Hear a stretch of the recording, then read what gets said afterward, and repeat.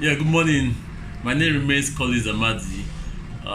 Today, we're talking about the rich and the powerful, what they know that they don't want others to know about. We'll expose some of those things today. What they do, what they practice, that actually, most of the time, those who don't look deeper don't see those things.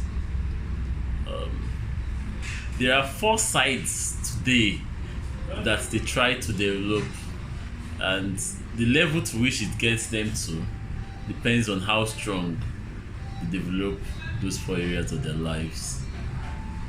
The rich and powerful I'm talking about are not just those who wear lots of shades on their necks. You know, if you want to define the word rich, it's a different word. Rich means abundance. Powerful means level of influence. So if I'm talking about the rich and powerful, I mean the truly rich and powerful. The truly, please mark that word, truly rich and powerful, not the powerful like in the negative aspects, not the rich like those who try to impress people. No, I mean the truly rich and powerful ones. Now, let's look at principles. They realize some things about principles. This is not one of those things that they try to develop. Well, just stick along. They know principles are guidelines for human conduct that are proven to be enduring and have some round value, like permanent value. They are basic too.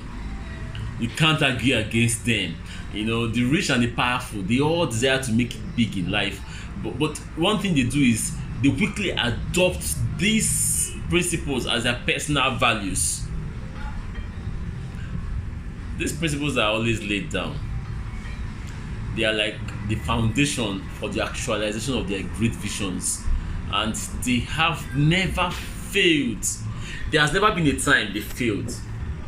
You know, it's like saying throwing a stone up and then expecting that it will never come down. The law of gravity, you can't argue against that.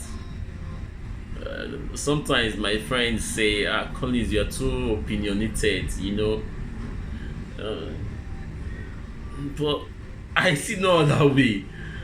Because the truth is, our feelings have to be controlled, our minds have to be controlled, our spiritual force have to be controlled, and our body itself have to be controlled. So there's a center. There's a center to these things.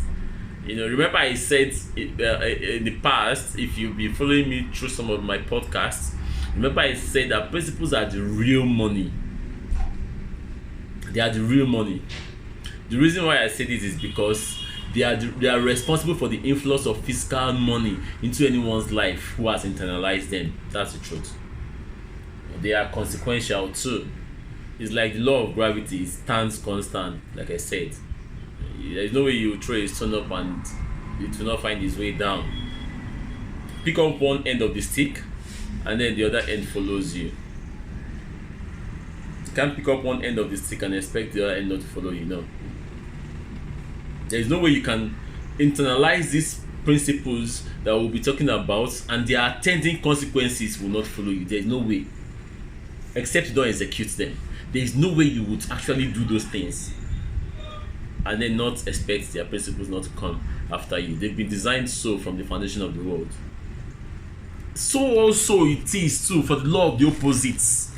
You know, it's good that when we talk about the positives, we talk about the opposites too. You know, these principles have their opposites, and their opposites are also as powerful as they are. Please, I'm coming.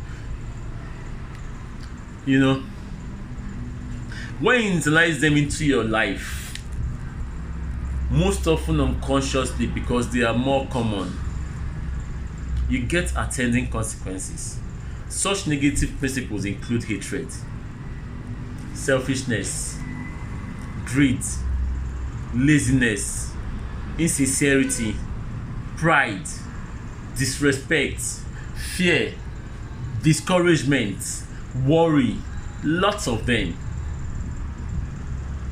The ball lies in your court to choose which way to follow, the positive ones or the negative ones. Now, there are some of the few things that this guy is considered. I hope I'm not drifting away though, because I'm trying to multitask here. You know, some of the things that they do is that they develop their they develop their spiritual nature. Let's start from the spiritual. Yeah, people make spirituality look like it's something ephemeral, like something we can't actually. The truth is that's a very big lie. Let's try to break it down. Spirituality is not religion. Religion is a culture. It's something you follow. It's a routine. That's religion. Even a business can have a routine, can have a culture, can have a religion. That's different from spirituality. Now, your spiritual nature is actually something you all know. It's that gentle, still voice inside you, the conscience. That's the truth. Once you can develop your conscience, you're okay, you're good to go. Spiritually, forget anything, all the dramas they act outside in churches, in mosques, everything. Forget everything is geared towards developing your conscience. And if your conscience is not developed, that means you're in the wrong place. Back to what we are saying. It is not easy to decide to follow the voice of conscience truly. But if one can discipline oneself to listen to it and determine to put it into action, I bet you, everything you hear in that quiet and serene moment, there will come a transformation that will alter the course of your life in such a way that I would prefer to call it regeneration. Focus is very hard here also. It is easier to start with so much enthusiasm burning inside of us than it is to maintain that fire within.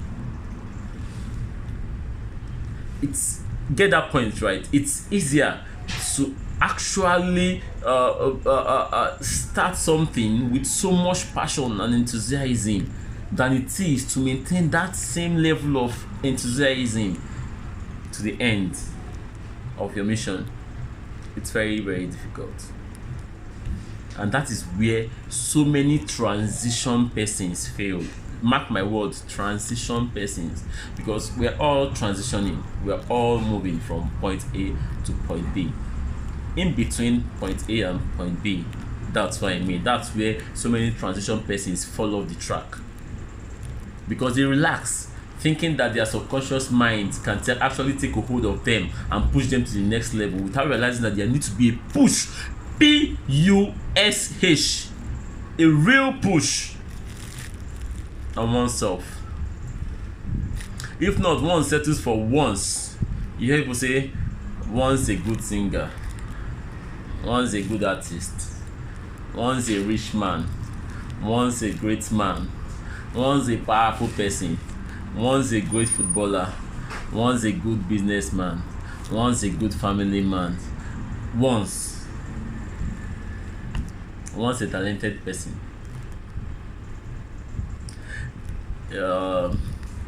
Someone said, if you've read about Viktor Frankl, he was a Jew who survived the Nazis' death camp during the Second World War. He observed, he said, we detect rather than invent our mission. That's the truth. We can actually try out so many things to finally arrive at the one that gives us fulfillment, satisfaction, and a deep sense of meaning. But without a deep understanding of our purpose, we might detect all the negative parts. Yeah. I don't know if you get the drift. So you see why the conscience is very important.